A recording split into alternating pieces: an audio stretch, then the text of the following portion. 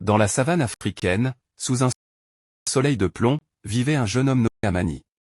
Orphelin depuis son plus jeune âge, il était élevé par un vieux sage, qui lui avait appris à respecter la nature et ses créatures. Un jour, Amani se retrouva face à face avec un lion majestueux. Terrorisé, il se figea, mais le lion ne l'attaqua pas. Au lieu de cela, il le regarda avec une certaine curiosité. Il lui apporta des feuilles médicinales, et lui fit des pansements avec des bandelettes de tissu. Au fil des jours, une amitié improbable se noua entre Amani et Simba. Amani lui racontait des histoires de la vie des hommes, et Simba lui parlait de la sagesse de la savane. Amani apprit à comprendre le langage des animaux, et Simba apprit à faire confiance aux hommes. Amani, apprenant leurs intentions, s'inquiéta pour Simba et sa tribu. Il savait qu'il devait les protéger. Avec l'aide de Simba et des autres lions, il mit en place un plan pour tromper les chasseurs. Amani et Simba s'éloignèrent du groupe, attirant les chasseurs dans une zone isolée.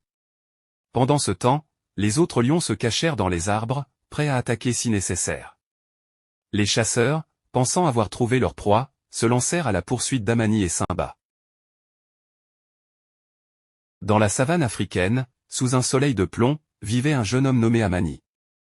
Orphelin depuis son plus jeune âge, il était élevé par un vieux sage, qui lui avait appris à respecter la nature et ses créatures.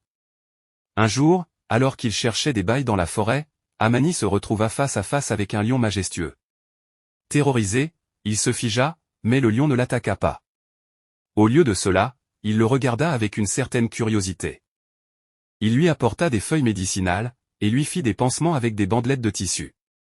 Au fil des jours, une amitié improbable se noua entre Amani et Simba. Amani lui racontait des histoires de la vie des hommes, et Simba lui parlait de la sagesse de la savane. Amani apprit à comprendre le langage des animaux, et Simba apprit à faire confiance aux hommes. Amani, apprenant leurs intentions, s'inquiéta pour Simba et sa tribu. Il savait qu'il devait les protéger. Avec l'aide de Simba et des autres lions, il mit en place un plan pour tromper les chasseurs. Amani et Simba s'éloignèrent du groupe, attirant les chasseurs dans une zone isolée. Pendant ce temps, les autres lions se cachèrent dans les arbres, prêts à attaquer si nécessaire. Les chasseurs, pensant avoir trouvé leur proie, se lancèrent à la poursuite d'Amani et Simba.